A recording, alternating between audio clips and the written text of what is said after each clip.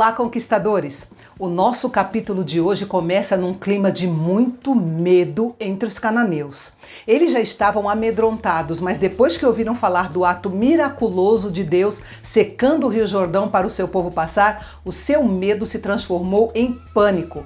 Porque é assim que nós enfraquecemos o poder do inimigo sobre as nossas vidas, proclamando os feitos do Senhor para que ele ouça e lembre que Deus sempre nos faz triunfar em Cristo Jesus. Quando realmente confiamos no Senhor, a derrota da ação do inimigo em nossas vidas é garantida.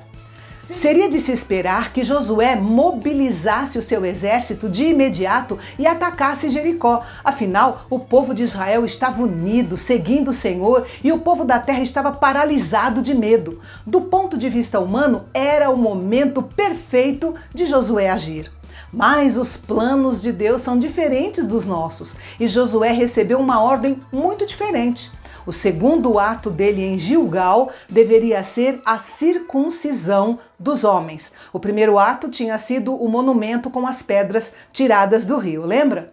Os versículos 2 a 8 esclarece que nenhum dos meninos nascidos durante os 40 anos de peregrinação no deserto havia sido circuncidado. Se você quiser saber o que é, quando começou a circuncisão, é só clicar no link que está aparecendo na sua tela e assistir o vídeo de Gênesis 17, ok? A circuncisão sempre foi um ato poderoso de consagração a Deus. Ela tornava os israelitas um povo marcado, pois pertenciam ao Deus vivo. A circuncisão diferenciava os israelitas de todos os outros povos. Deus deu a ordem para que todos os do sexo masculino nascidos no deserto fossem circuncidados, e assim foi. E todos ficaram completamente vulneráveis por vários dias, até que ficassem curados daquela cirurgia dolorosa. Do ponto de vista militar, isso era extremamente arriscado. O povo de Israel cruzou o Rio Jordão em um local perigoso, bem em frente a Jericó, que era o posto militar mais forte dos cananeus. E agora, todos os homens do seu exército ficariam vulneráveis por vários dias. O que realmente os sustentou foi a confiança que o Senhor os conduziria em cada passo.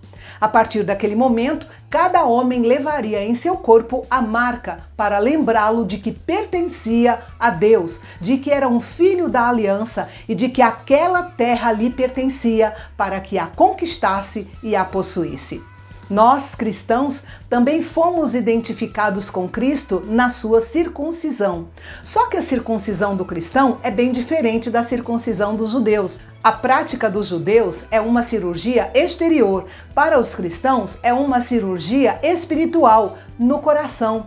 A cirurgia dos judeus envolvia apenas uma parte do corpo, enquanto que para os cristãos, a carnalidade é removida de todo o corpo, nos tornando novas criaturas em Cristo. Quando aceitamos esse fato e agimos em função dele, nós obtemos a vitória sobre os pecados da carne que poderiam nos escravizar. A fé em Deus nos dá poder para viver de vitória em vitória em Cristo Jesus. O terceiro ato de Josué em Gilgal foi a celebração da Páscoa, para que o povo recordasse a sua redenção do Egito. A Páscoa original em si nunca mais poderia ser repetida, mas havia poder em sua lembrança. Eles deveriam sempre lembrar da grande obra de libertação que Deus tinha feito em favor deles. Da mesma forma, nós devemos estar em constante lembrança da nossa redenção em Cristo no Calvário e viver nossas vidas à sombra da cruz. Nós não comemoramos a Páscoa como os judeus, mas participamos da ceia do Senhor, tendo como símbolos o pão e o vinho, conforme o próprio Jesus ordenou, trazendo sempre à memória o seu sacrifício na cruz por nós e renovando a esperança da sua volta para nos levar para junto dele para sempre.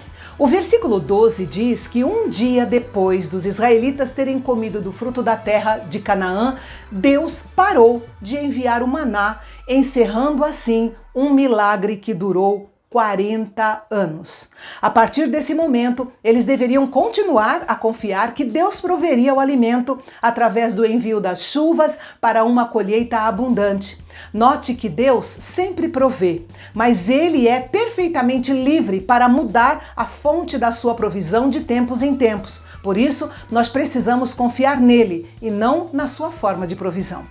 Do versículo 13 em diante, nós lemos que Josué estava perto de Jericó quando olhou para cima e viu um homem com uma espada na mão. Como líder do povo de Deus, ele tinha a responsabilidade de saber quem era aquele homem.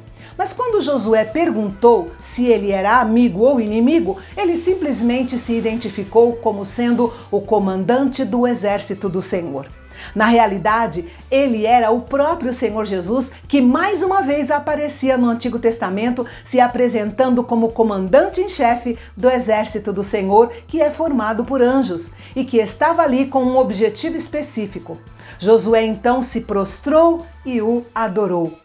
Então ele ordenou a Josué que tirasse as sandálias dos pés, porque ele estava num território santo. Para Josué, que conhecia o episódio de Moisés e a sarça ardente, era uma prova clara que o homem que falava com ele era também aquele que havia falado com Moisés na visão da sarça ardente. A submissão total de Josué ao Senhor naquele momento mostra que ele sabia quem estava realmente no comando. Mas por que o comandante do exército do Senhor veio ao encontro de Josué? O que fez com que o Senhor viesse pessoalmente à terra prometida? É o que nós veremos no nosso próximo encontro. Mas antes de ir embora, vamos para a quinta conquista no livro de Josué. Entender que Deus não deseja que você fique vagando pelo deserto da incredulidade. Ele quer que você conquiste as bênçãos e desfrute do descanso espiritual que Ele oferece aos que caminham pela fé. E eu espero você amanhã. Antes de sair, não esqueça de deixar o seu like, compartilhar este vídeo e estimular um amigo ou seu grupo de estudo a ler o livro de Josué este mês, ok? Deus abençoe você e até amanhã.